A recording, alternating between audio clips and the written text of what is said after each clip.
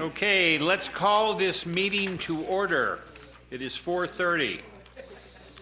And I will do the closed session report out where we have nothing to report out.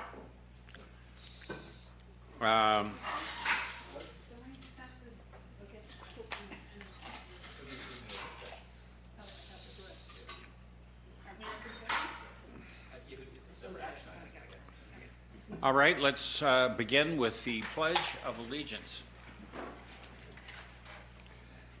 I pledge allegiance to the flag of the United States of America and to the republic for which it stands, one nation, under God, indivisible, with liberty and justice for all.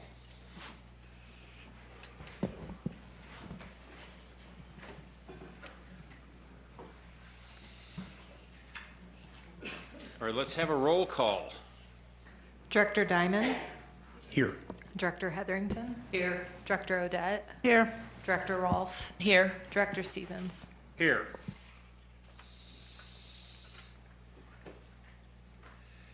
Special orders of business. I would first like to say we have a resolution expressing appreciation to Mitch Montgomery, who just retired. After 12 years of dedicated service, the Truckee Tahoe Airport bids farewell to Mitch, who will be retiring on May 17th. That's why he's not here. Mitch has been the O&M Department's facilities maintenance manager extraordinaire. Mitch's knacks for fixing things, reminiscent of MacGyver, has kept our operations running smoothly. He's not just handy with tools, but in building strong relationship among airport staff and tenants. With gratitude and warm wishes, we say goodbye, knowing his legacy of excellence will endure. Best of luck in your retirement, Mitch. You will be missed. And we do have a resolution 2024-05, expressing appreciation. And I'd like to move we approve that resolution. Second. Roll call? Director Roll Diamond. call? Yeah. Okay. Roll call. Director Diamond. Yes. Thank you, Mitch. Director Hetherington. Yes. Director Odette. Yes. Director Rolfe. Yes, thank you. Director Stevens. Yes. The board reserves the right to modify the agenda to move things around efficiently, but I don't think we have any items that need to be moved around, so we will skip that. And then let's talk about speak your piece. I had one, if I can. On Oh, the go agenda. ahead. The item number 10, the CAL FIRE presentation for Wattle Ranch, we're going to need to move that till next month.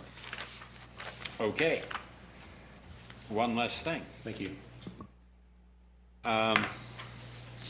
So speak your piece. Pay attention, be aware, and attend to the world and the people around you. Listen. Focus on others to better understand their point of view. Be inclusive. Welcome all groups of citizens working for the better good of the community. Don't gossip, and don't accept it when others do so. Show respect, honor other people, their opinions, especially in the midst of disagreements. Be agreeable. Look for opportunities to agree. Don't contradict, just to do so. Apologize. Be sincere and repair damaged relationships. Give constructive criticism. When disagreeing, stick to issues and don't make a personal attack. Take responsibility. Don't shift responsibility and blame onto others.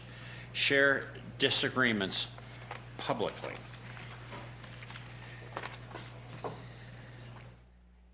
All right, now's the time for public comment on anything that is not on this agenda. Is there any public comment?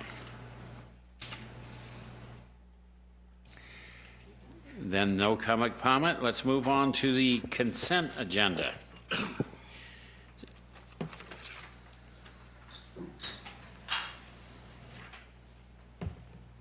I move we approve consent. Second. let's just, any public comment on the consent agenda? I'd like to just do this by vote. Can we do that? Yes. All in favor? Aye. Aye. Opposed? The consent agenda is approved. Special presentation, Truckee Roundhouse Annual Presentation.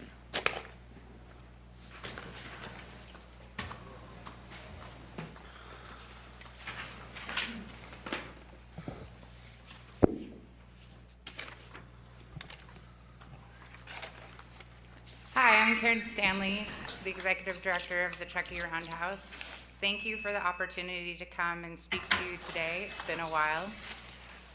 I wanted to speak on some of the great successes the Roundhouse has seen and share those with you.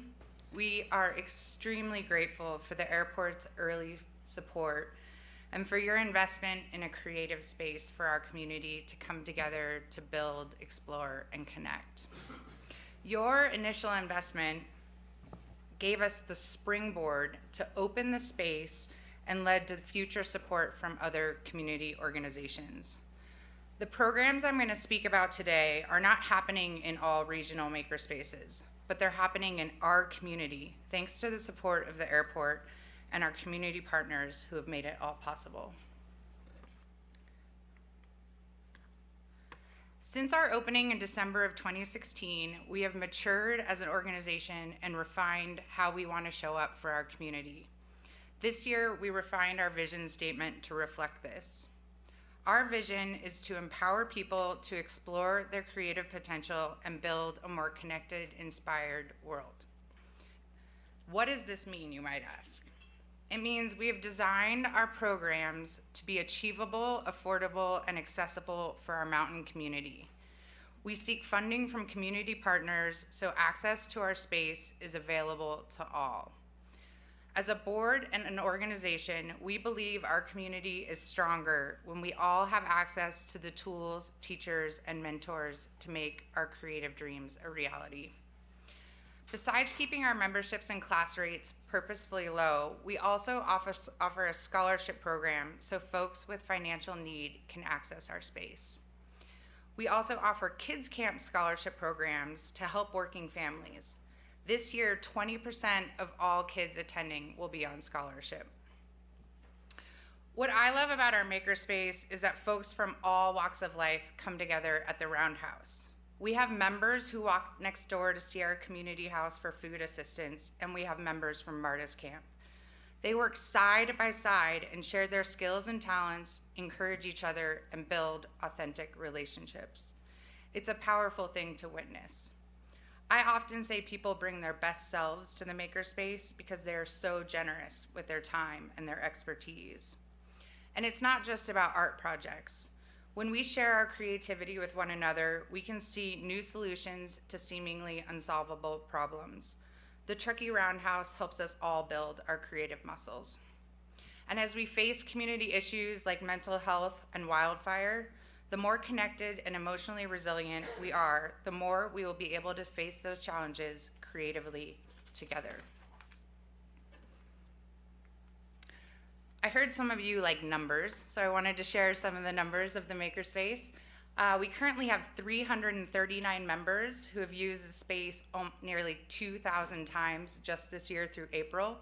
We've had 448 people attend classes, 122 come for community visits, and 41 volunteers who give over 4 hours each week to keep the space operating. What I really love to speak to you about today is our community projects and partnerships. Last week, we had the honor of partnering with the Wounded Warrior Project. Those that came to us suffered from PTSD or traumatic brain injuries. We did projects with them in wood and textiles. So many commented on the joy and relief of focusing on a project and the sense of accomplishment of learning a new skill. We hope this is the beginning of a long partnership. In this photo, you can see one of our volunteers under the hammer, Jack Cashton, in the white shirt. He's there working with the Wounded Warriors. Jack is a retired surgeon and second homeowner who resides part-time in Donner Lake. Jack is a trusted woodshop volunteer who has been with us since the beginning. He helped us set up our woodshop. He volunteers his time in the woodshop mentoring our new woodworkers, helping them execute projects. And he also volunteers to teach for our community projects so that we can keep our program costs affordable. What I love about having folks like Jack at the Makerspace is that it's the intergenerational transmission of skills. Our young people get to learn new things from our older members, and some of our retirees comment that they get to stay feeling young working in community. We also partner with the Tahoe Ability Program on the lower part of the slide. The Tahoe Ability Program is a day program for our disabled adult population. One of their program goals is community inclusion. To achieve this, we set up a series of trainings with their clients and aides, and now their clients and aides come in and use the space independently. I know for me personally, this population was not always visible to me, but now we are all in community working together creatively. Here we have a few more partnerships. You can see on the far left a partnership with T, where students worked together to design an applique quilt that they used in an auction to raise funds for their school. In the middle, you see St. Clair's Montessori, where their middle school program came over and designed and built a concession stand for their athletics field. And in the far right, you see a program with Aim High, a free middle school program who joins us every summer for a week of enrichment. As you can see, we partner with youth and adults across the socioeconomic strata of our community. Sometimes it means more hearing it directly from a student, so I wanted to share a quote from a participant through our partnership with Sierra Continuation High School. Makerspace sparked my interest and curiosity about welding. I want to own my own business and build my skills, so I took a welding class. Fred taught me how to weld, but he also taught me things about business. After taking the class, I bought my own welder so I could practice and use it in my business. And when I was looking to become a contractor after I graduated, I reached out to the Makerspace for ideas and guidance. In the fall of 2023, we launched our Maker in Residence program. This program is designed to give a more in-depth experience to 2 high school students who partner with us in our community programs. It is a year-long program that gives 2 teens a full membership to the Makerspace, as well as class and material stipends and access to mentors.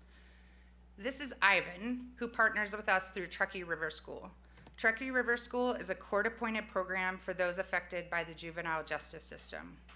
At the Roundhouse, Ivan has learned new skills in the woodshop and helped us with projects around the Makerspace, but his true passion is for graphic design. He creates amazingly detailed images and is working on creating his own clothing line. You can see some of his artwork on the far left. This, to me, is what success looks like at a Makerspace. When you can take a young person and help them unlock what they're passionate about and have them reconnect to community and their future. In addition to community projects, we also offer a series of free to the public programs. Our most well-known is our Fix It events, which we offer twice a year. Each session, we host over 40 individuals for this free event and fix they're tired, they're broken, and they're weary. The event held in April kept over 500 pounds out of the landfill. It's really fun to see neighbors helping neighbors to troubleshoot how to repair the items. Based on the massive success of these Fix-It events, we partnered with Keep Truckee Green to offer monthly mending and alterations classes because so many of the items we saw coming through were textiles. We're excited to enter into our 2nd year of partnership with this. In addition to the programs I mentioned, we offer 50 hours of open studio time a week to our community of makers. Our makers come to us for many reasons. Some because they're going through a life transition and are looking for community, some to explore a new hobby or complete a home project, others to unwind from the stresses of the day, and some to support or start a small business.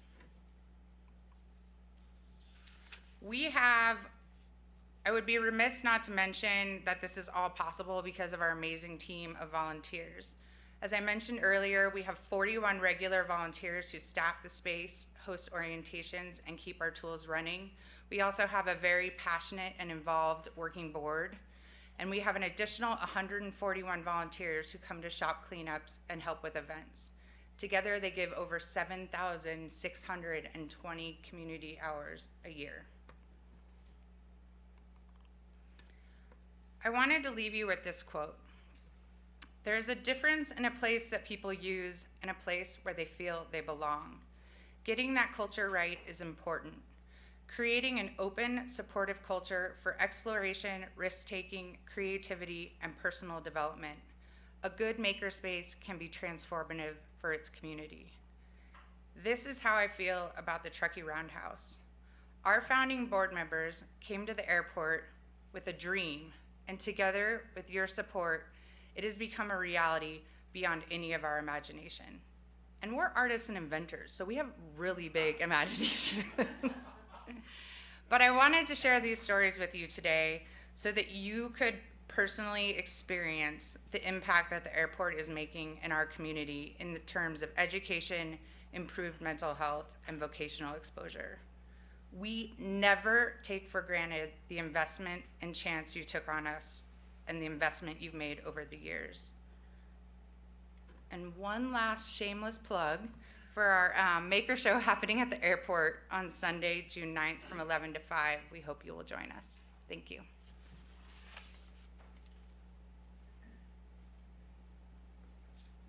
Any questions or comments from the board? This is STEM in action, STEAM in action, and that's pretty exciting. So I'm really glad. Thank you.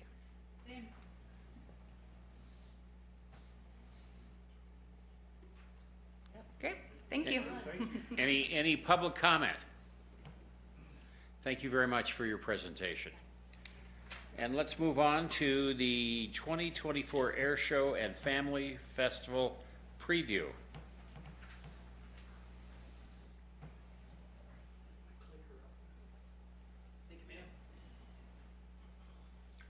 Greetings, everybody. We're back, and we're excited. It's getting so close now that it's beyond excitement to panic, but we're going to be doing okay. Reminder for everybody, June 22nd, 9 to 4 on the field. We have multiple day things leading up to this, and we keep growing these a little bit. On Thursday, which is the last day for the Truckee Unified School District, we're going to have at least 160 kids bust out here, and they're going to fill up the grass next to the building here and sit out in the area so we have them contained. Last year we had our tents up on Friday and chairs and everything. Well, our tents don't even arrive till Thursday afternoon. So we figured, how can we creatively, because the schools called us and said, can we do this again? We said, sure. It's a whole new crop of kids. We did 6th grade last year, we'll do 6th grade. So it's kids who've never been here and had the opportunity to do that. So we've got that. Then on Friday we do our rehearsal show where we actually have to do the whole show as a part of safety and lead into it. And then obviously our Saturday show. Our longtime friend for the air show, General Bud Anderson, who started coming here and speaking in the early 1980s. You know, on the first evolution of the air show, and then there was the break, and then we've had the second evolution. Bud actually has a home, summer home down on the lake that they bought in 1952. Wish I'd have done that. And so he spoke last year at 101 years of age. He and I did a panel for almost 45 minutes over in the hangar. We just talked. And so we're all missing Bud, and Bud died not too long ago, just 10 days ago. And so what we're going to do is dedicate our air show to Bud this year. For those of you, just a quick overview. Bud's book, which is just wonderful, and there is the Bud Anderson website if you want to take a look at it. But Bud, at 102, was the highest living scoring ace in the world. with 16 and a quarter victories. He flew out of England, 2 total tours in World War II, did the tour. He got the missions in, came home, and talked somebody into letting him go back for a whole nother tour and go around. Then in Vietnam, he was a squadron commander in Vietnam in F-105s. And then he worked with Chuck Yeager and others down at Edwards as a test pilot for the next 15, 20 years of his life.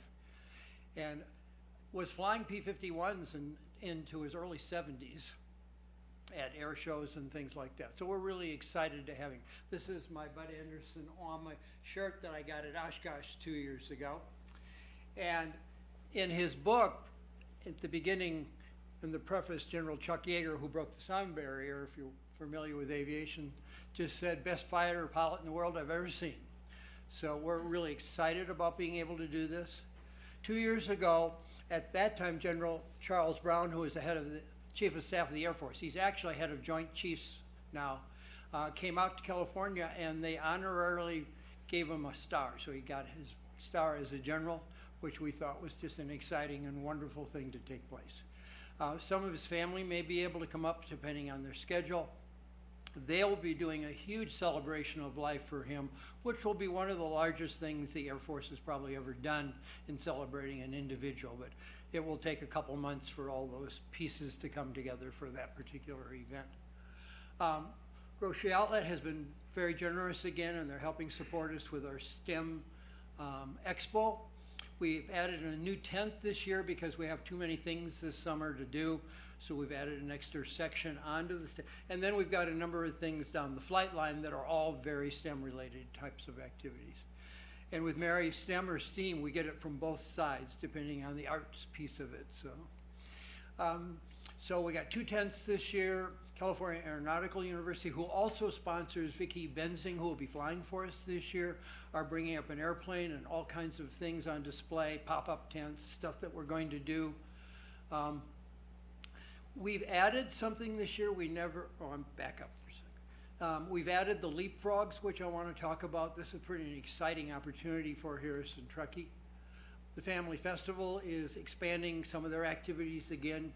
They'll occupy all the grass area out here, plus other things. Stuff we've done traditionally, and Carol and all the people over at the Kids Zone Museum will be staffing that for us with their whole team of volunteers.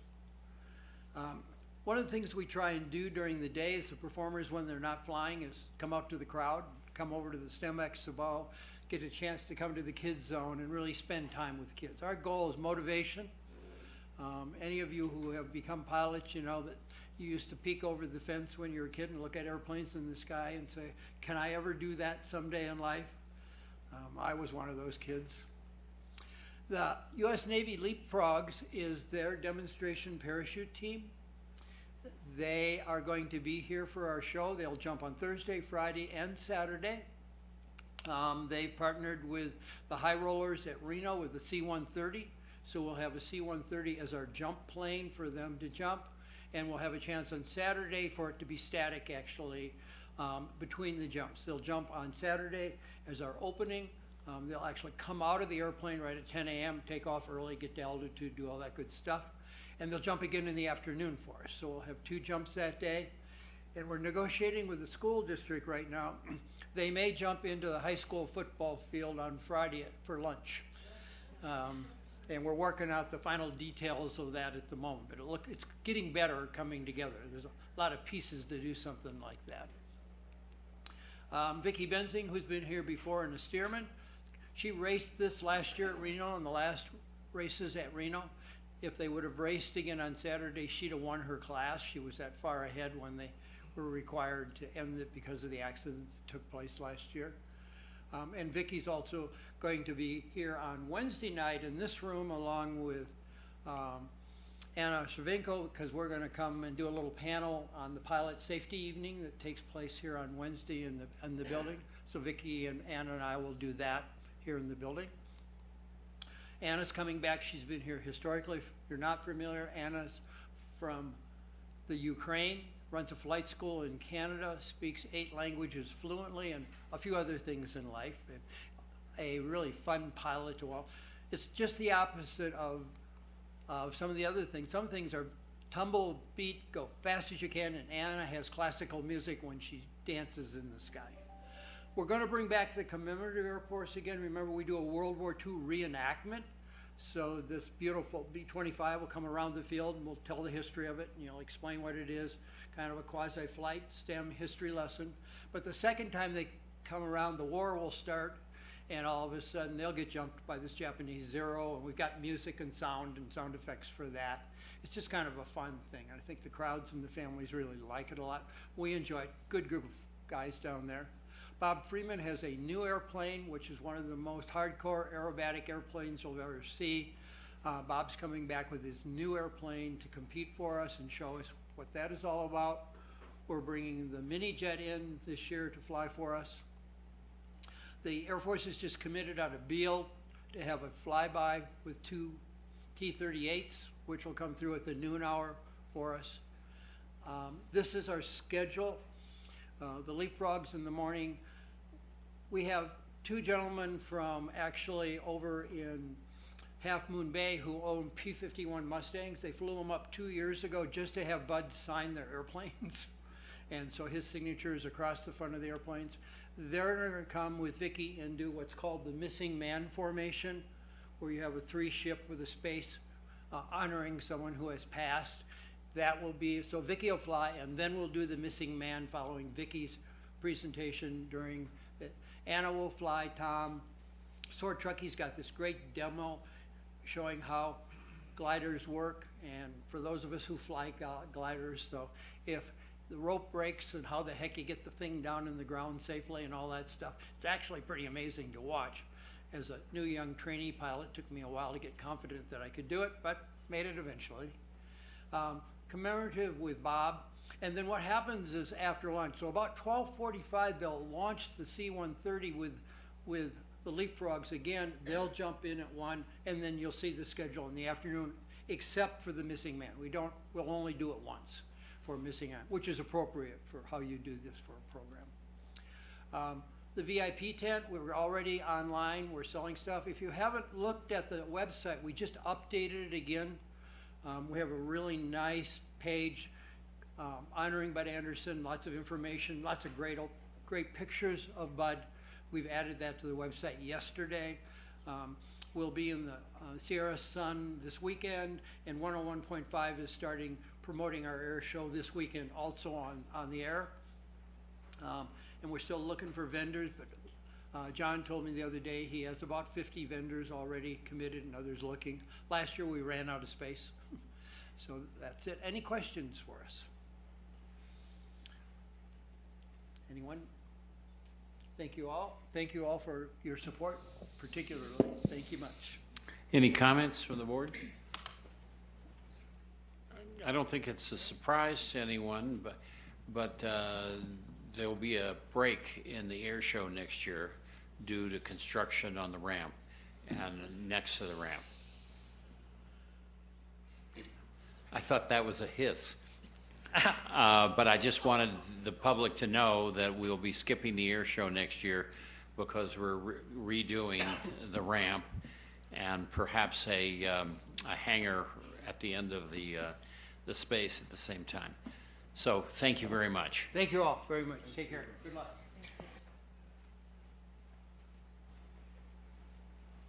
Any public comment on the air show?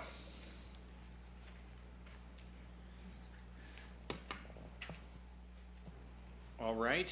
One public comment. Tim Devine, I've attended many of the air shows in the past, and they are gems. They're wonderful. The Truckee Airport never gets enough good press. Looking at the future and planning ahead for 2025, I look outside at the weather right now, and May is a beautiful time of year to have an air show and start the summertime, maybe on a holiday weekend.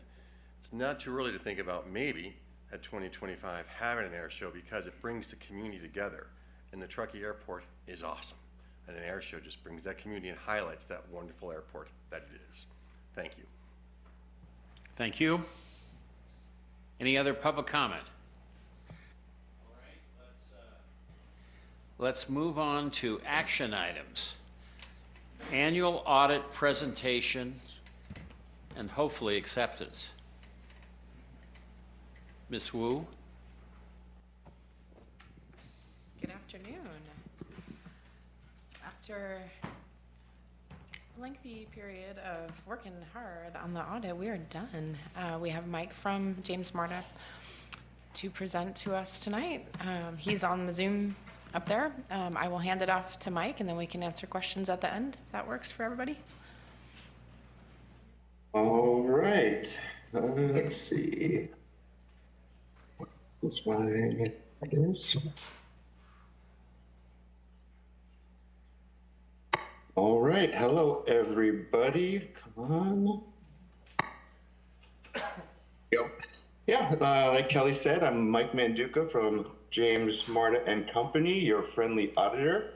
We're here to go over the audit results for the year ended December 31st, 2023.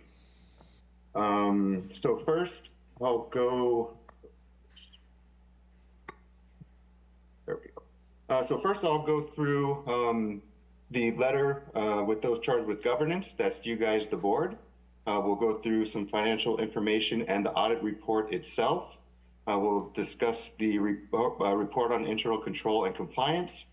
And then we also prepared the appropriations limit report. So professional standards require that we provide the board with information related to the audit, things like responsibilities and opinions. Financial statements are responsibility of management, and our responsibility as the auditors is to express an audit opinion. We issued an unmodified opinion. This is the best one we can give. It's what you want to see on your audit report. Other information in this letter, there were no management consultants with other independent accountants, no disagreements with management or difficulties encountered. And when we wrap up the audit, we do receive management representations where they take responsibilities for what they need to. Also in this letter, we discussed significant accounting policies and changes in policies. There were no changes from last year. Also, any management judgments and accounting estimates. These involve the collectability of receivables, which really isn't an issue for the district. And then the net pension liability and deferred inflows and outflows. Here we use an actuary report to make sure that that's appropriate and in line with standards. So when we do our audit, we don't just go in and look at the numbers. We actually go in, we gain an understanding of systems, policies, and procedures. So we go in and test controls, make sure everything's running smoothly and as how it should. And then we gather our audit evidence, review details, perform our test calculations to make sure the ending numbers are fairly stated. Results of the audit, the plan, scope, and timing went as anticipated. There were no findings identified in performing the audit, and there were no significant adjustments or disclosures not reflected in the financial statements. All right, on to the auditor's report and some of the financial information. Pages 1 through 3, that is our opinion letter. On page 1, you'll see where it says, it's the first thing you'll read, that we gave an unmodified opinion. Again, it's the best one that we can give. Pages 4 through 9, this is the management discussion and analysis. This is put together by Kelly. It kind of explains what happened during the year. So it's a good read just to kind of gather any major changes from the prior year or any major events that happened during the year. On to some financial information. The assets increased $7.6 million. Liabilities decreased $890,000. Net position is up $8.3 million. So how did we get there? The main increase in the assets were to the fixed assets and the runway reconstruction project that came from the federal revenue that was provided. The long-term liabilities decreased. This is mainly paying off the long-term debt, as well as there was a decrease in the net pension liability. So overall, the total net position is about $70.5 million, of which 13.6 is unrestricted. On the income statement side, so the operation revenues were up 197,000, so pretty similar to prior year. The federal revenue was up 4.9 million due to the reconstruction project that the district had going on during the year. Property tax revenues were up 706,000, and operating expenses were up 730,000. So here the major change is really the federal revenue that increased $4.9 million from prior year. And then also interest income went up quite a bit just based on how the market is doing. So again, the ending net position is $7.5 million. And if we break that down, so to come up with the unrestricted net position balance at the year end, so we take that $70.5 million, we subtract out all the fixed assets, then that's netted with the long-term debt that are related to that net assets. So that's how we come to our $13.7 million unrestricted net position. And then this is the breakdown of the net position designation that Kelly provides to me. Are there any questions so far? Yes, Okay. so far. I don't know if it's so far, actually. But last year, we had to book our in-kind donations. Is that represented in the audit? The money we don't charge. We started doing that for 2024. So this is for 2023 audit. It's not included in this audit. Okay, We'll be addressing Yeah. that next year's audit. okay. Okay, I didn't remember any in-kind, I didn't remember any in-kind contributions this year for 2023. Let's see, what page am I on? 29, we're not there yet, so carry on. All right, this is just a kind of a graph of the growth of capital assets over the year. So at the year end, there's about just slightly under $85 million in fixed assets for the district. And then on top of the audit report, we also issue our report on internal control and compliance. This report states that there were no material weaknesses identified and no instances of non-compliance identified. Like I said, we also issued the appropriations limit, which I believe is a little bit later on the agenda. But so the budgeted appropriations cannot exceed the current year appropriations limit. So as you can see, the district has met this requirement.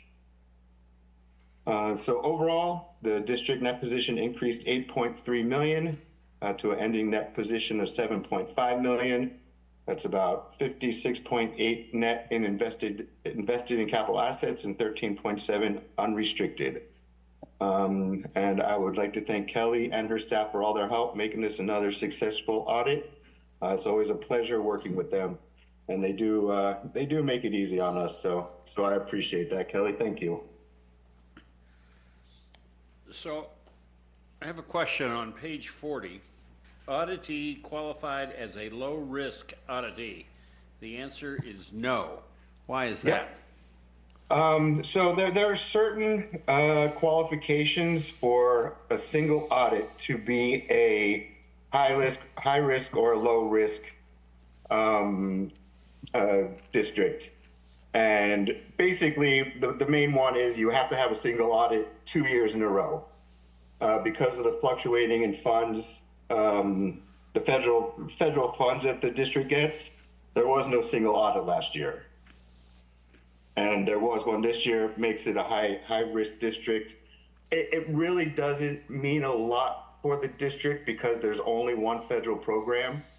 we do districts, like school districts. We have they have a lot of different federal programs. It just means we have to do more testing, basically.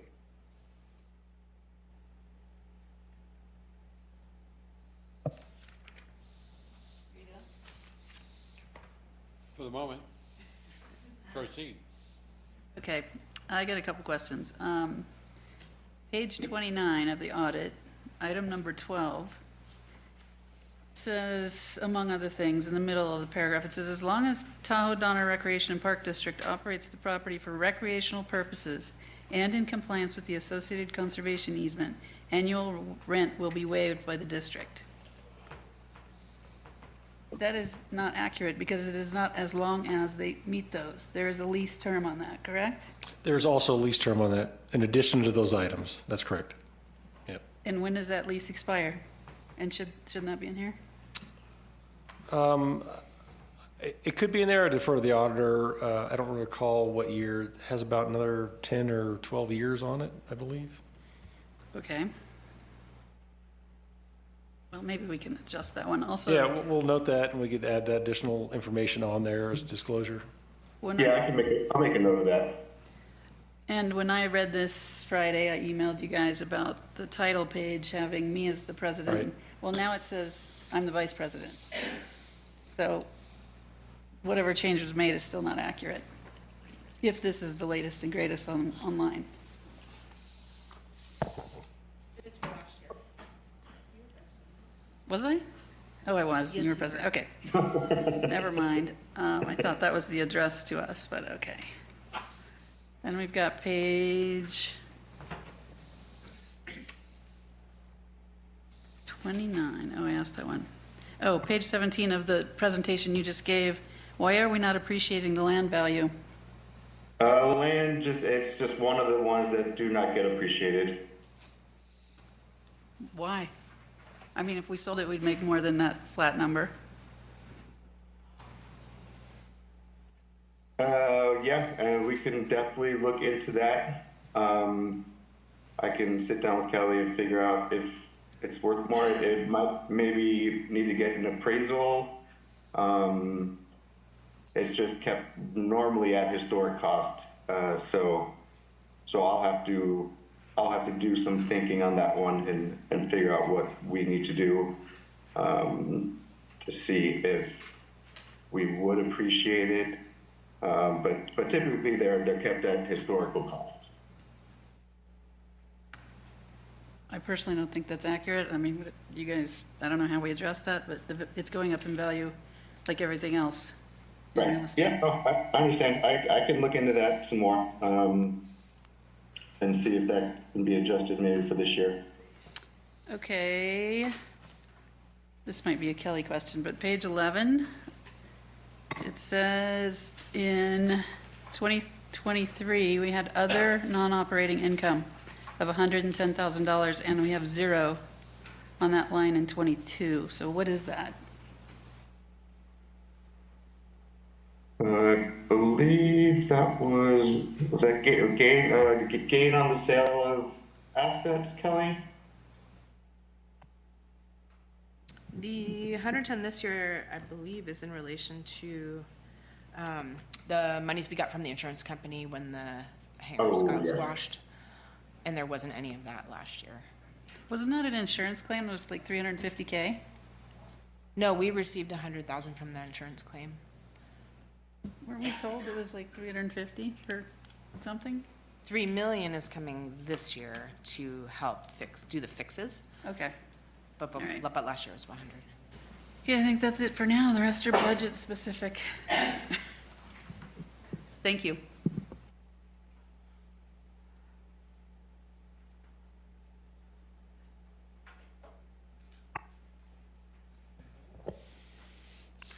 Kelly, are you comfortable that the audit report accurately reflects everything? There's no issues that need to be corrected in it at all?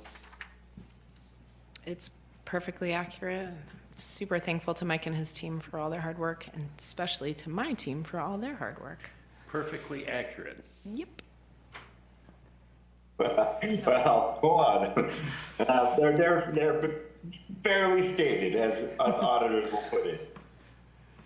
I have a question. Doesn't GASB and GAP require that appreciation of land is defined? Isn't that? Like I said, I'll have to go back and revisit that. I will, what's coming to mind right now is that it's kept at historic cost, but I'll do my research and go and get back to you guys on that one. So yeah. So given that question, do we accept it until we have that answered? That's something we have to consider. I have a question on page 8 about the taxiway alpha reconstruction. And is that taxiway A alpha, or was that supposed to be, I've got the printed version, which could be an old one, because I did this a couple days ago. Taxiway alpha reconstruction, why isn't 220 in here? 220 is construction in progress. The project isn't finished yet, so it doesn't get capitalized until the project is completely done, finalized with the FAA. We go through the closure process with them. I have a question, though, in terms of early on, it talks about that we're accrual method where expenses and are done as they're incurred, not as capitalized at the time. So I'm confused, because if you're accruing it, you've expended the money in 2023 and acquired the asset in 2023 under accrual basis, but we're not going to put it on the books till later? Could you explain that, please? Because it's talking about that we're on the accrual method. It mentions it many, many times. So if you look at page, well, so answer your question, page 19. Okay. I believe what Kelly was trying to say, it's part of the construction in progress there, the $6.7 million additions. I think that's the question. That is under equipment. There's a 6.765 that is listed under equipment.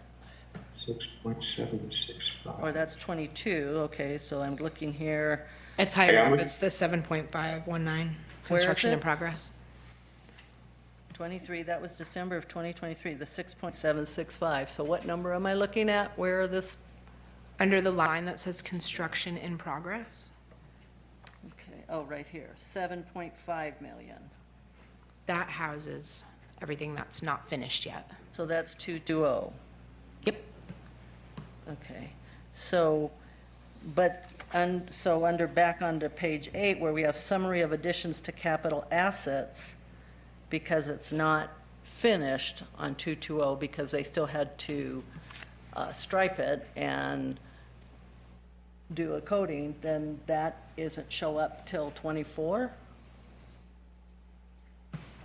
And taxiway alpha was in there because it was finished, even though it was started That was, a while ago. When was taxiway alpha? The year before that.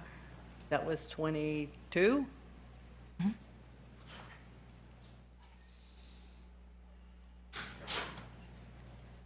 Okay, so then where we've got hangar roof snow load monitoring system of 82,000, is that on all of the hangars, or is that only on some of the hangars? That's on 4 hangars installed last year after the previous winter's snow damage. Okay. I mean, that incurred the snow damage. Okay.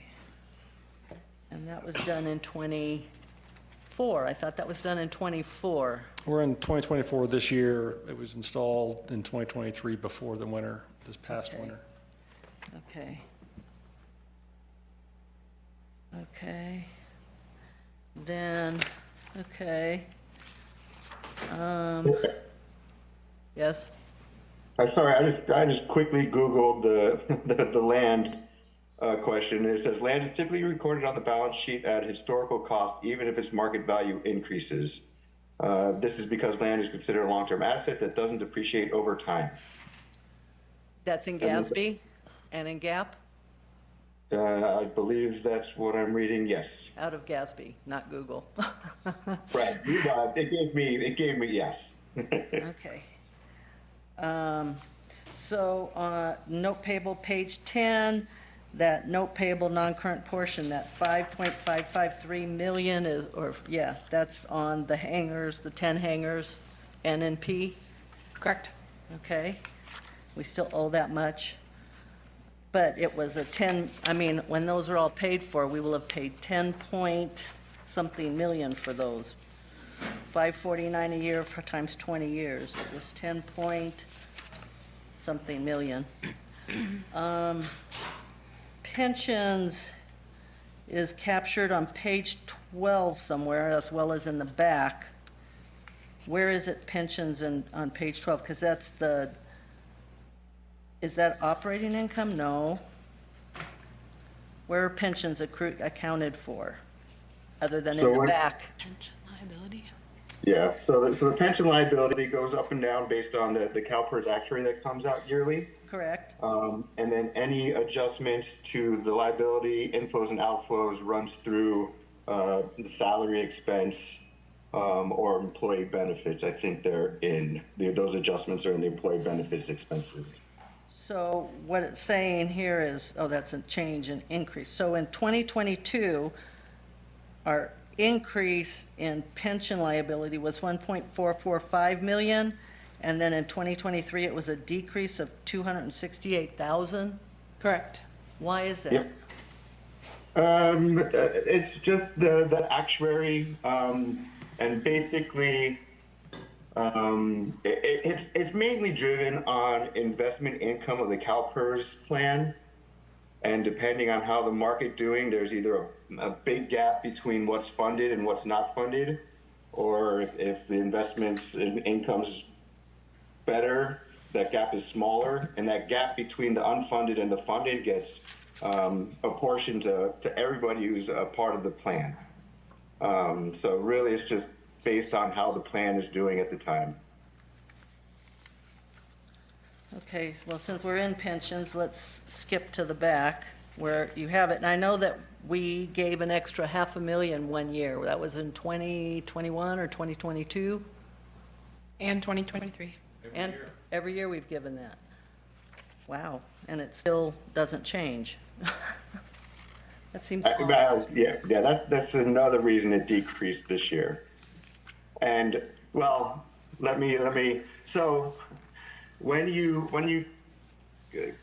add an extra payment, it goes into it goes into the deferred outflows of resources, which means it's there and will kind of affect next year. It's kind of, let's see. Okay, so if we go to page 31 is where showing the actuarial determined contribution, and it's ranged from 185 in 2013-14. It went up to 230. It dropped to 103 in 2019. Went up to 206. Now we're at 219. And we went from 3.05 last year to 2.78 this year, so it's Yeah, I decreasing. remember seeing that number. But it just never changes, so we've put in an extra 1.5 million. Because at one point we talked about how much would it cost to get out from this under completely? And it just seems like we pay extra. I mean, is there any reason to pay extra? Because if we're not getting ahead of that curve. It's keeping you more stable than a lot of other districts who aren't funding it, yes. Have we ever looked at what would it cost, what would our pension liability be if we hadn't been putting in 500K for the last 3 years? It was 21, 22, and 23? I believe so. I don't know if we would be able to be that, because the actuary takes into account all those payments before they come out with your with your portion of the liability. Okay, and so, and we cover all of that, right? The employees, do they pay anything in towards their pensions? Yes, every pay period. Oh, it depends on the class you're in. Correct, I got that now. Okay. Yeah, so yeah, just the hangars, by the time we're done, that was a 10.98 million, 20 years at 549. I think, Rick, you said the loan was like 7 million or so Correct. when we built them.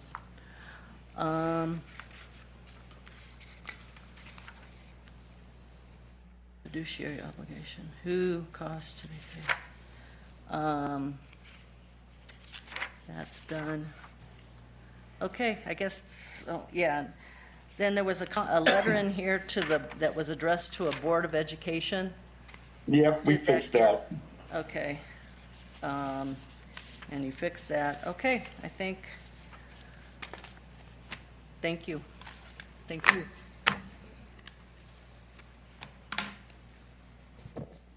Any other comments from the board? Any public comment? I've been on this board for 8 years, and this is my last year. I've never heard as many questions on the audit before, ever. It's an impressive amount of work here.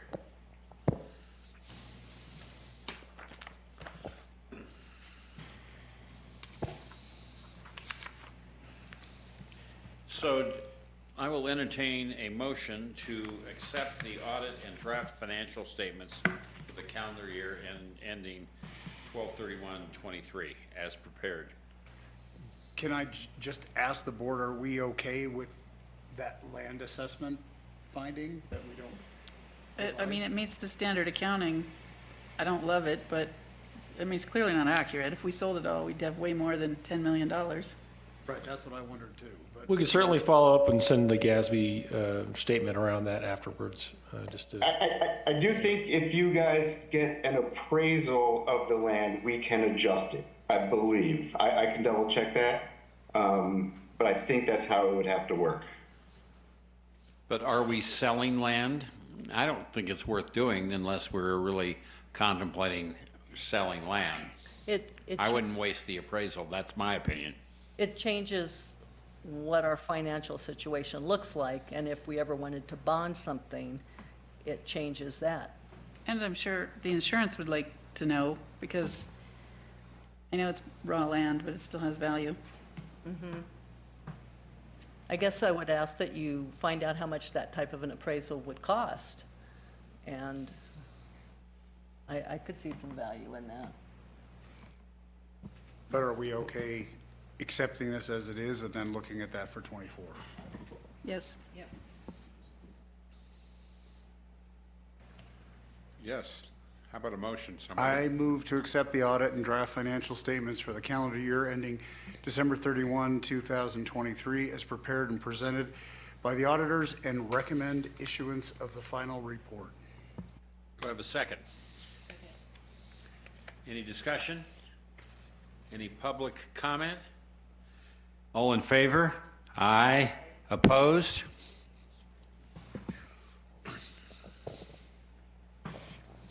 Thanks again, Mike, to you and your team. Really appreciate it. All right, thanks, Kelly. We'll be in touch. And thanks to you, Kelly, and your team. Thanks to Emily and Laura, who are out there. Our next item is approval of Resolution 2024-01, GASB 87 lease policy and resolution, and 96 capitalization policy. Do we have any comments on that? Do we have any public comment? I have a question for Kelly, because I read it in the J.M. Marta report that we should have this, but we've never had it before. And wondering, did GASB change? Did Marta's rules change? Why now? It's a GASB ruling that came out. That it wasn't never there before? No, it's new. Right. Yep.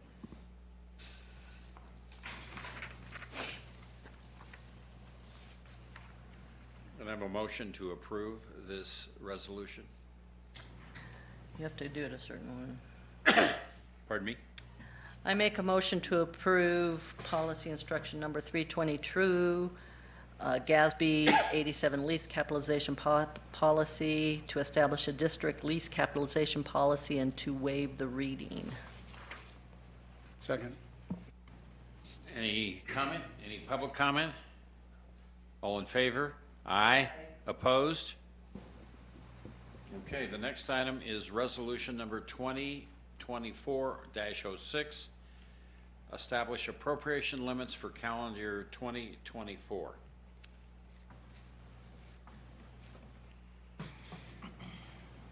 This is what Mike went over earlier in the presentation. It's the appropriation limit that we go and look at every year for the future. And we are below the limit, and the letter is in the board docs. So we're approving the same limit? A different limit? It's the calculated for 2024 limit.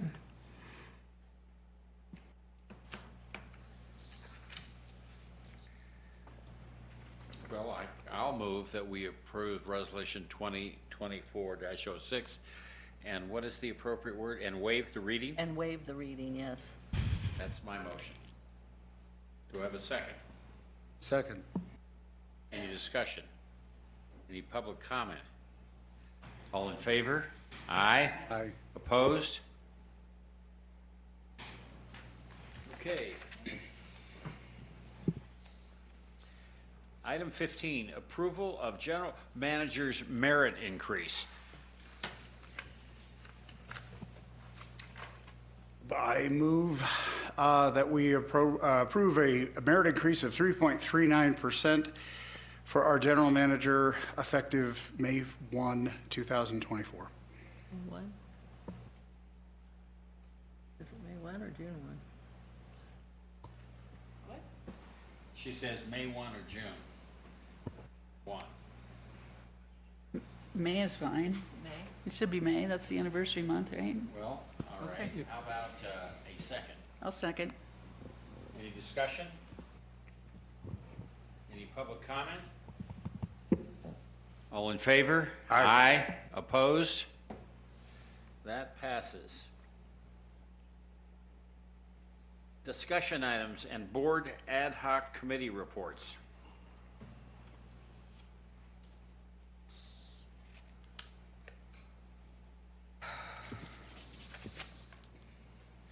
Start with the workforce housing. Lauren, if you have any updates in addition to your written report?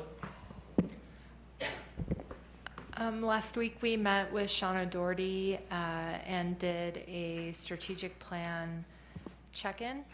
And we reviewed where because we had change management in our executive directors this last year, and where we are on our tactical plan. And we reviewed the workforce housing's priorities, next priorities for the next year or two for the staff. It was a well-attended event, and we were excited we held it. Our next regular board meeting, we have a special meeting in June to review the budget, and then our regular board meeting will be held in July. Thank you, Lauren. Jeff and River Revitalization Committee? Sure. 3 updates to the river revitalization. First is the R2SE River Revitalization Steering Committee is still working on outreach, and we'll call up some slides in just a minute. But the community outreach is what the R2SE has been working on. There are a number of subcommittees, or what are referred to as action teams. I'm on the Community Economic Vitality team. I was appointed the chairman, and we actually just held our first meeting yesterday. We talked with town planners, town engineer, and spent a good piece of the conversation talking about road alignment on the West River part of the corridor. We also talked with the consultant that's looking at the economics and the outreach to the landowners and business owners. They created a series of buckets, and they're going to begin the outreach and the interviews with those business owners and landowners probably in late June. So it'll be exciting to see what they learn. Lauren, could you call up the website? So this is for, I would encourage all the board members or anyone here tonight, this is a website that was set up to get community outreach. There's coffee talks, there's taco talks. There's been a lot of in-person events, but this is the website that kind of talks through what the R2SC is doing. There's some videos, just a big, broad overview. This landing page also provides the admin. You can see minutes, scheduled events coming up, etc. And if you go to the top where you see join the conversation, this is for anyone, and again, I would encourage everyone that's listening to do this, but you can provide input and be part of the conversation to see what the town, what y'all think. So you scroll through, it gives a bit of the background, keep scrolling. Those are the three main, right now it's restore, revitalize, reimagine, are the three kind of big pieces. And then here's the river corridor. Right there is like the bridge. So there's the downtown corridor, there's a west corridor, and an east corridor. So this entire area is broken up into three sections. If you the way the feedback is set up is it looks for feedback on West River, the downtown corridor, and the east corridor. So you can see there, those are some of the comments that people have made already. Keep scrolling. And I think the first one is there's the West River Street corridor. So it just kind of shows it there. And just while we have the graphic up, what we talked about last night is potentially very high level, where the road is right next to the river. If you were to move the road, maybe in the rail corridor or some other options, such that you could access the river. Notice it years from anything but just beginning the conversation. On the West River, so if you're interested, Lauren right now could make a comment of anything she wants regarding the West Corridor and submit it. Keep scrolling down. You can see you'll see real time, these are comments that people make. You can go through, you can vote on them. Again, a really good way to get community feedback. And then here is the downtown corridor, same setup. If you scroll down, Lauren, again, you can make comments, you can vote, or, at least it's not really a vote, but, make comments on other people's comments to get that conversation going. And then the last piece is the East Street area. And again, you can make comments and can see what other people have mentioned as well. So this is what the R2SC or what the town is doing to one of the things to get feedback for what the future of the river corridor looks like. That's my update pending any questions. Don't forget to log on and provide feedback.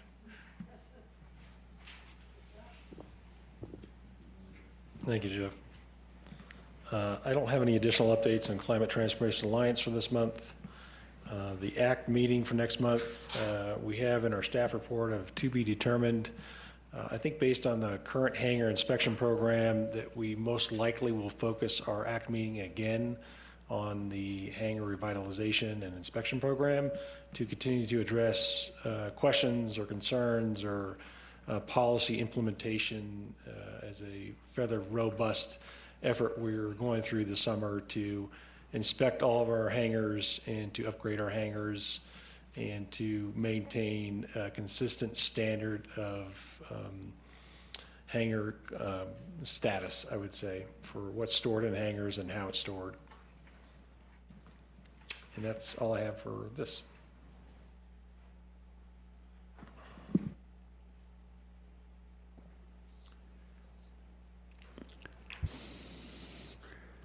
Okay, let's move on to management team reports, general managers reports.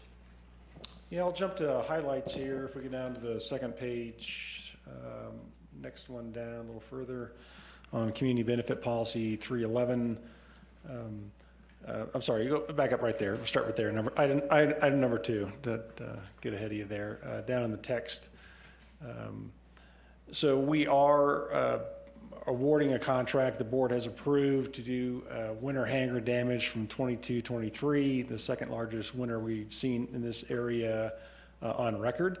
The resulting damage is identified in this cut sheet here from our structural engineer, which we have our construction contractor that's been awarded the contract that will begin work at the end of this month, beginning of June, and we'll begin that work starting in Hotel Row, Hangar Row, and then we're working on a sequence plan, fine-tuning that so we can keep all our hangar tenants informed as we get in there and address the hangar purlins and beams and hangar and roof panels, wall panels across these areas that you have. It's hard to see, I know, on this screen right now.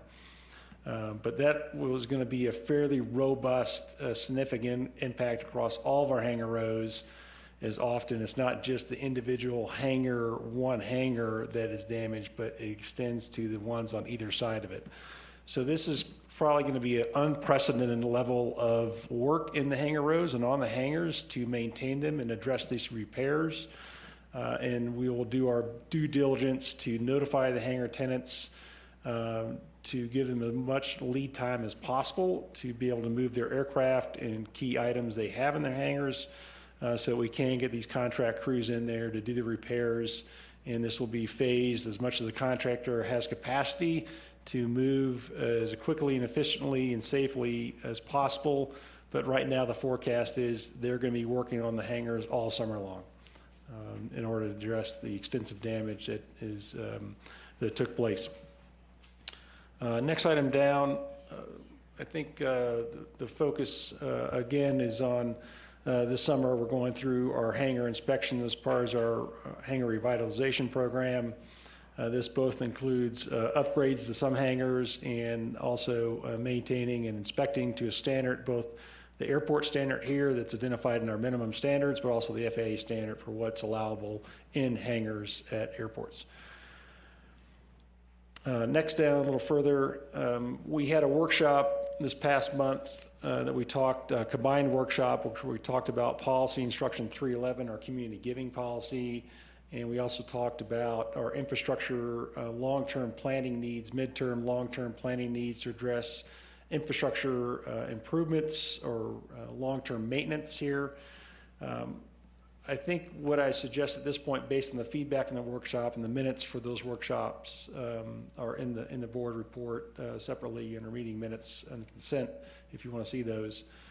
But for 311, what I'm suggesting is for either at the June meeting or a separate workshop that I draft a red line edit to 311 and try to incorporate the feedback that I heard from the board at the workshop to begin shifting us from what I often call a policy of community giving around small giving to one of major focused impact giving as the board approved this past month for community wildfire mitigation, where the board approved awarding 9 different community wildfire protection plan projects across the entire district, 4 different fire districts, including CAL FIRE.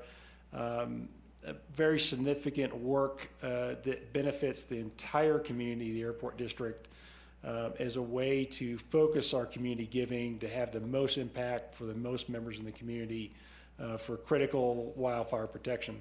So the shift in this based on the board guidance would mean we need to shift the policy instruction 311. I'm suggesting I'll take a stab at editing that to identify the board's direction in this regard and a phased approach or a direct approach of how we would implement that starting this next year in 2025 as part of our budget process later this year. So if that meets the board's understanding of next steps coming out of the workshop, that's what I'll plan on doing this next month. I think a guidance I would appreciate today is whether or not the board wants to have that discussion in the regular meeting or if we want to have a separate workshop on the policy instruction 311. On the infrastructure projects, I think there's enough work to do between 2 retirements we have here on staff that are critical to this planning effort. With our Director of Operations and Maintenance retiring and our Director, as earlier noted, Director of Facility Maintenance has retired, backfilling those positions with qualified individuals and doing some due diligence on getting quotes and estimates in long-term planning, both with professional contractors and consultants that do long-term planning for around our master plan, I think is necessary to get to that level of midterm, long-term planning with effective, reasonable, developed numbers to inform the board so the board can make reasonable decisions about what the next step is for infrastructure for the future. The immediate infrastructure projects, I think the board has already identified, and those were ones that we will be building into next year's budget and ones we are already working on this year with design for a new ground support equipment facility that was destroyed in the past snowstorm probably 10 years ago or so that we're looking at replacing, along with design plans for widening and extending runway 220 are the major projects, including the Apron A2 FAA funded, partially funded improvement for this next year. Other than those three major projects, I think the other projects that were identified or discussed in the workshop are a little further term out, probably 3 to 5 years out, that would require some additional planning and quotes from professionals and contractors that I mentioned earlier. So I'll stop there. I don't think I need to cover the rest of the report that I have, but I would like feedback from the board, if it's appropriate, to talk about whether or not we want to have a workshop on policy structure 311 or cover that in a red line edit discussion here at a regular board meeting next month. I like the idea of a workshop because it gives us all a chance. I just jumped in. Did you want to go first? That's okay, just don't say anything I was gonna say. Okay. 'Cause I don't have anything to say. So if you can send out a doodle, that would be awesome. Along that lines, I think we talked about this once before, I'm not sure where we came from. At this point in time, is 311 even serviceable? Should we kill this and start all over again, given that we're talking about changing so many different things? I'm just wondering if this policy starts to get unmanageable because of all the history that's in there and all the changes and revisions that have been there.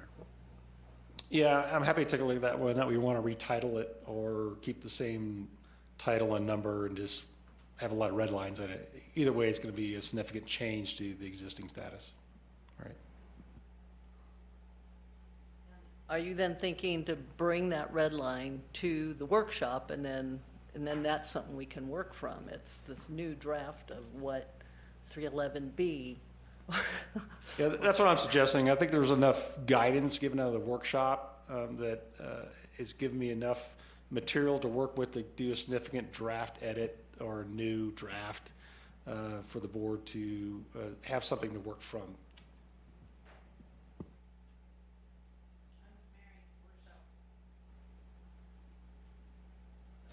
Is that a consensus? It sounds like 3. I haven't said anything and neither has Kat, but that's fine with me. All right. We have Well, a consensus. okay, we will send out a doodle poll for a workshop on policy instruction 311 revisions, or new. Thank you. And I don't have any further to add to my report unless there's questions.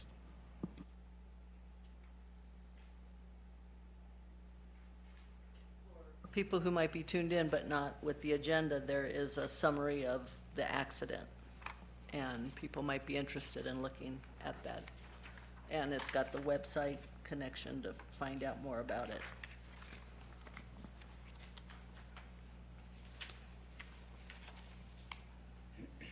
Yeah, that was Mary's referring to, there it is on the screen, but the National Transportation Safety Board released a preliminary report on the accident crash that took place on March 30th, 2024, just off the airport here. That seemed rather quick for them.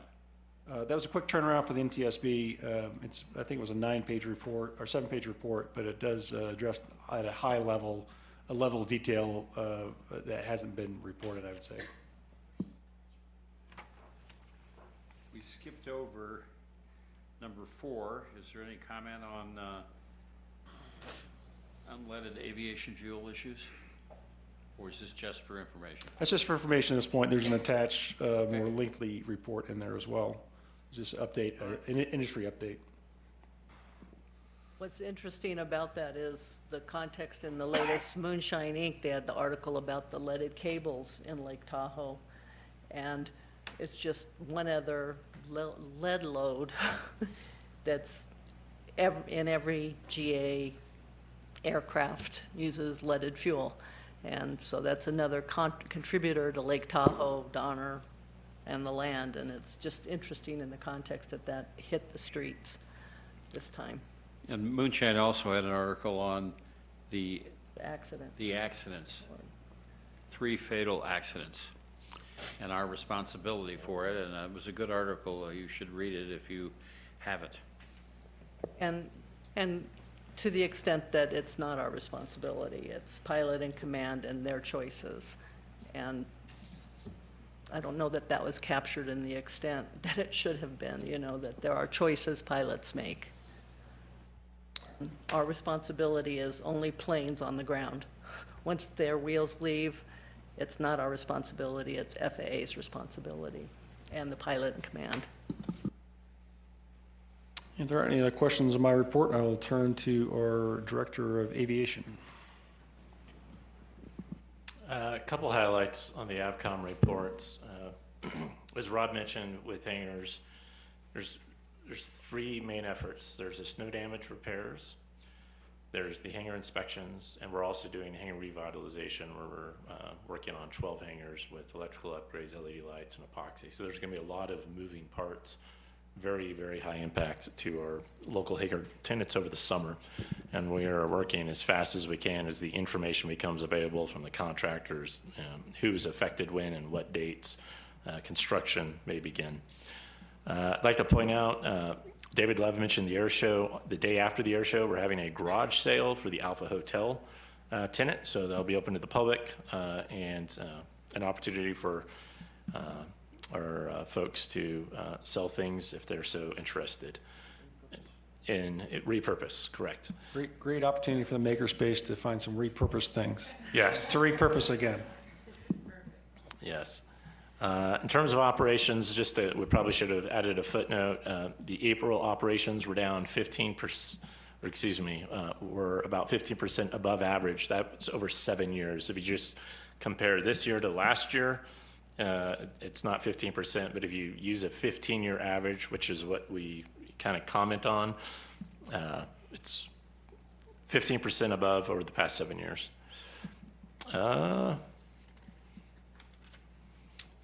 The only other item I'll mention in terms of property management on the second page is that we've inspected Alpha Bravo Charlie. We've also, yesterday we did Delta. I think this afternoon we were gonna do Echo, and Friday it'll be Fox.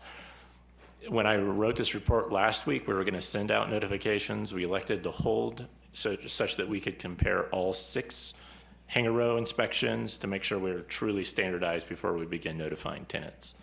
So that'll be going out early next week. Do you invite the hangar tenants to join you in the inspection?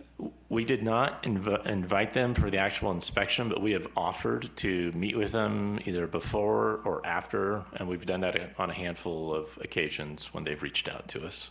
And I think the vast majority are pretty minor and straightforward, and there's a large number that have no issues. And the ones that you have seen over the years, those are the ones that are still there, and they'll be getting notifications with a 30-day reinspection. To my fellow board members, I am appreciative. Jeff and Rob took me on a tour of the hangars, and we were out about an hour and a half, and it was very useful, very insightful. And we'd all gone out before. You might want a tour one day, and also check out our pavement in the hangar rows. Because it's in good shape, even though the pavement management plan is saying to reconstruct. And the ones that I saw were at the pavement. I should only hope my street was that good.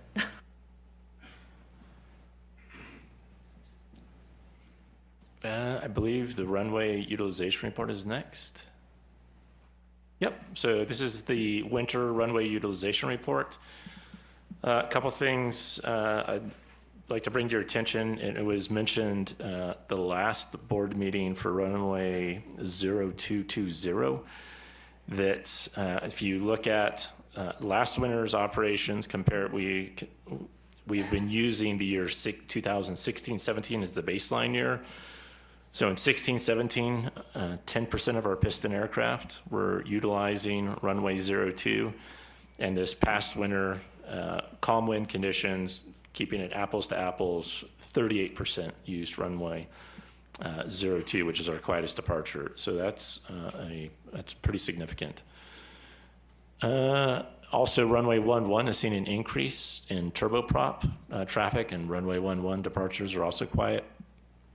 In the report, it mentions with the construction of the executive hangars, and there's a number of the turboprop aircraft housed there. I think there's maybe an element as well over the past 7-8 years that there are some more powerful engines with some of the aircraft coming here, which makes runway 11 more safe for them to use. Those are the highlights that I wanted to mention. And I just wanted to comment, the reason it's back to 16-17 as a comparison note is because we didn't have a tower in 16-17. And the question that this all evolved from was, has a tower, is it helping to move traffic so it's less over neighborhoods? And so that's that comparison. But there's other comparisons like year on year, like construction last year on 220, so there was hardly any traffic on 220 last year, but to compare it to the previous year, are we getting more aircraft to use that and depart that way?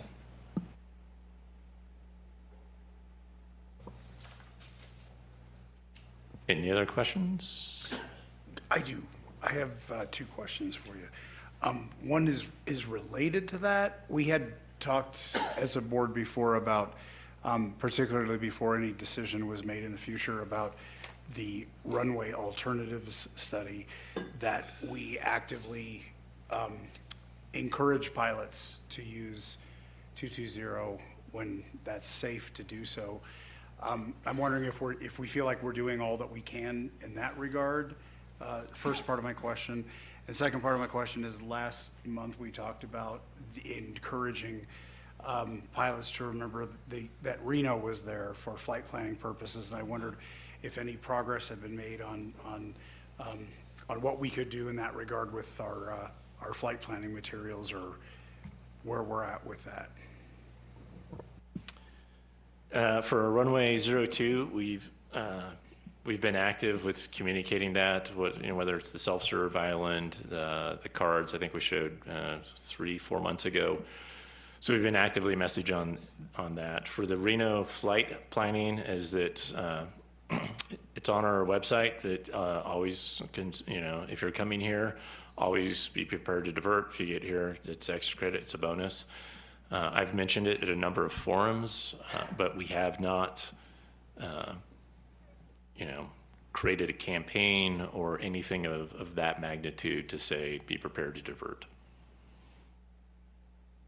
Is that something we're considering? I don't know what we could do to truly change pilot behavior. And we mentioned it at last month's board meeting. For the transient pilot, I think there's maybe some things we can do. I think the local pilots are very familiar. It's on our flight planning page under Pilot Essentials. I showed it last week. We could do an article. We could make it part next month. Tomorrow is a Fly Safe meeting on messed up go-arounds, and I forget the other topic off the top of my head. I'll mention it there. Loss of thrust. Loss of thrust, thank you. In June, the Fly Safe Forum right now, we have 2 air show performers that are going to talk about risk management. We could make it a discussion point there, but I don't know of a systemic way to communicate, divert, be prepared to divert. I'll just say you've done a spectacular job of keeping the hangar attendants abreast of what's going on with the hangars. Right. That's a hint. Okay. Just And in that those communication is really, really good. communications, very specifically, and there was a separate communication that was sent to the executive hangar tenants based on some other construction activity, and there was some subtle but very pointed remarks because they're the ones that are typically IFR capable to truly communicate that. And in fact, I got one executive tenant to reply back saying, "Great message," for what that's worth. Do we have the authority to have something like the Reno message put into the AFD? It's a good question. I don't know. Thank you. Yeah, I'll look into it. Thank you. And, I mean, is it something that could be under the pilot essentials on there if it's marginal conditions? It is. It's the number 1 or number 2 under pilot essentials. I think it says set your limits. Number 2 is be prepared to divert. Okay, I'm looking at it. Okay. So if there aren't any other questions for our Director of Aviation, I'll turn to our Director of Finance and Accounting. I wanted to thank DVQ for the runway utilization report. Thanks, that nice format.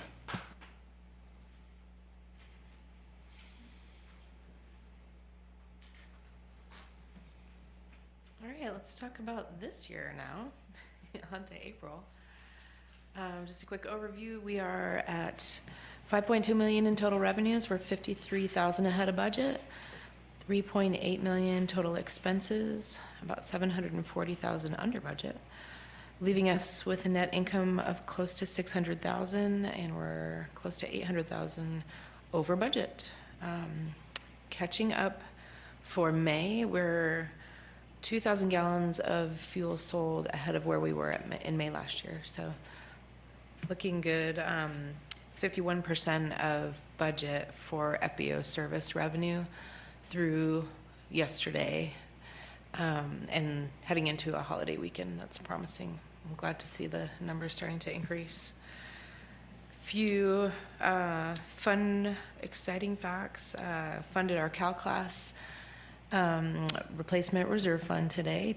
Moved some LAIF funds into Cal class with a higher rate of return. So we'll hopefully see some, we'll see, not hopefully, we will see better rates of return there for our replacement reserve funding. We had a great demo with NetSuite, which is an Oracle product yesterday, Monday, I forget which day. I think all three of us really, really liked it. We'd like to look at probably one more piece of software for accounting before we make a decision. But it definitely checked all the boxes for today and 10 years from now, us. What else? I went to the area managers meeting today with Rob and got to chat with a lot of the other finance folks were there.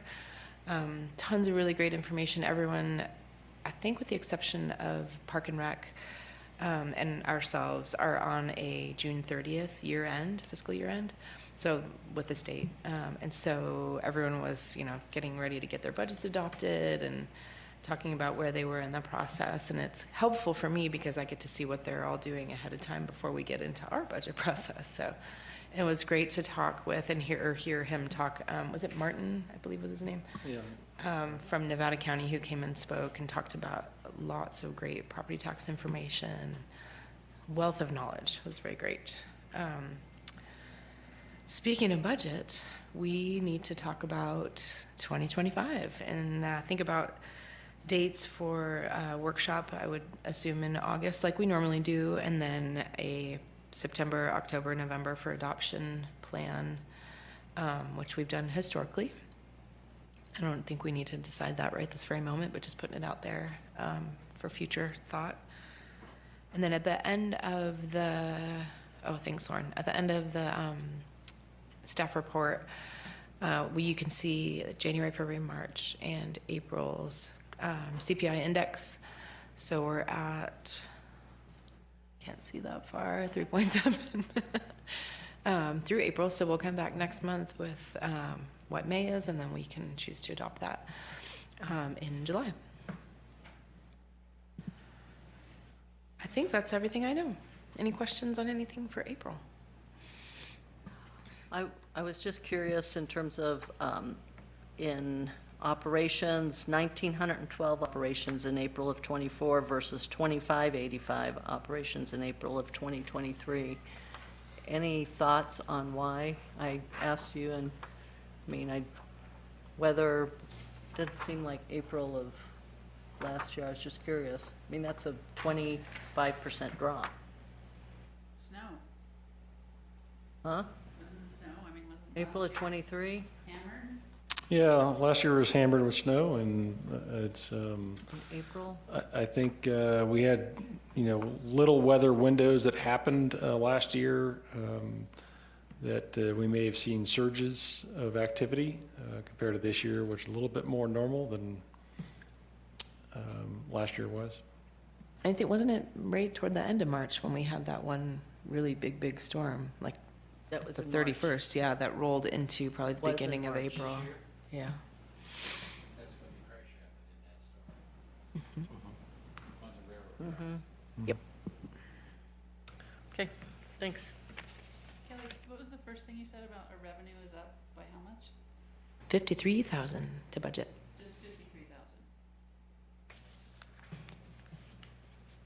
Okay. We're working on it.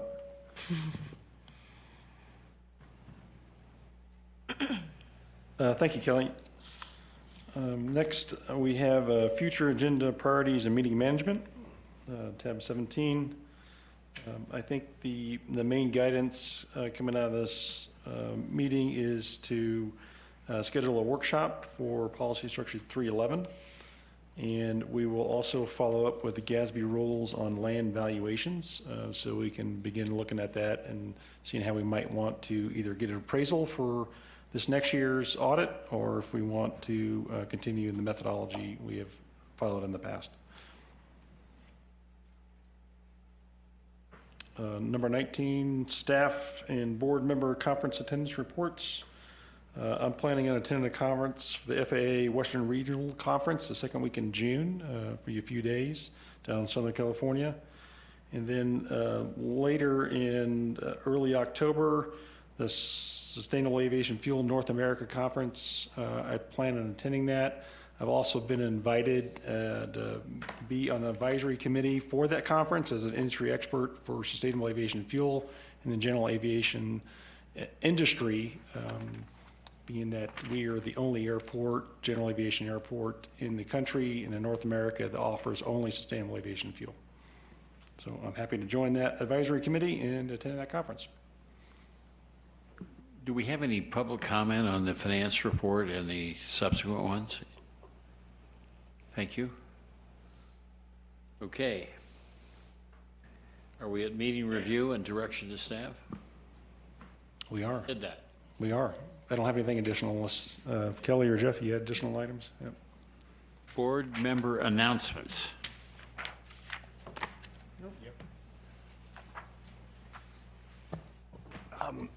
I've been in touch with Mayumi Peacock from Moonshine about the decision that we made about the independent journalist. She's done some research on it. There's an organization called documenters.org that actually does something similar to this nationwide with various different agencies, and what they help members of the public organize and understand how to track these different things and report on them, and then they provide assistance, financial and otherwise, through that. So Mayumi's in touch with them. They said that they could get us on their roster for 2025 to be set up for that, and then we're looking into going through the Community Foundation as a funding source for that. So she will have more on that maybe by our next meeting. That's cool. David, I don't think we made a decision. I think we wanted to hear more about it. Right. Well, the nice thing about this is we might not have to. Okay. So that might be something that they can just go ahead and do. I have an announcement. I'd like to hear it.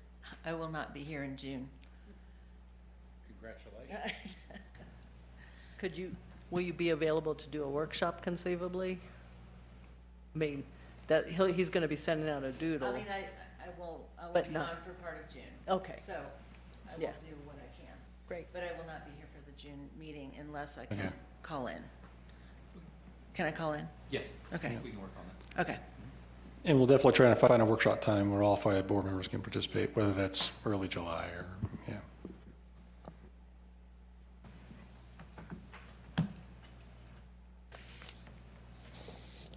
President Stevens, before we call for an adjournment, staff would request that we recess back into closed session for a quick update, if the board's amenable to that.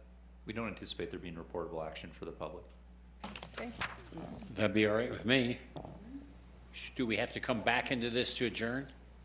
Technically, we do, but just to let members of the public know, we don't anticipate closed session, action out of closed session. If you don't want to stick around, but you're more than welcome to. I'm very impressed that the Makerspace people stayed the whole evening. Yes. Yeah. Well, there's going to be an empty board seat, so if you feel like running, mine.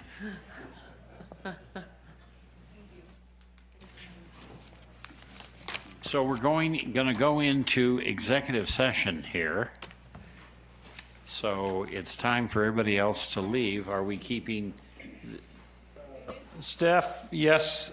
Kelly, no. I don't need you for this. Jeff, yes. Legal, yes. And the board.